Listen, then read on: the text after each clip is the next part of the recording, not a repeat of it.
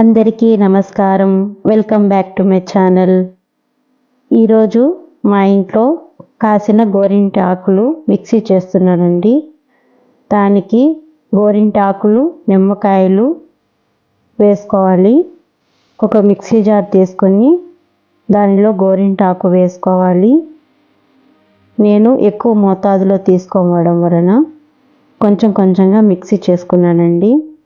Mixie జార్లో వేసుకున్న గోరింట ఆకుల్లో నిమ్మకాయ రసం వేసుకొని ఒకసారి మిక్సీ తిప్పుకోవాలి. మిక్సీ తిప్పుకున్న తర్వాత కొద్దిగా నీరు పోసుకోవాలండి. దానివల్ల కొంచెం ఆకులు కూడా మెత్తగా వస్తుంది.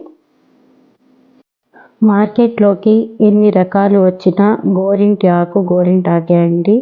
దీనికి ఉన్న సహజ సిద్ధం ఇంకా దేనికి ఉండదు కదండి. మరి ఇలా తయారైన పేస్టును వెంటనే ఉపయోగించవచ్చు.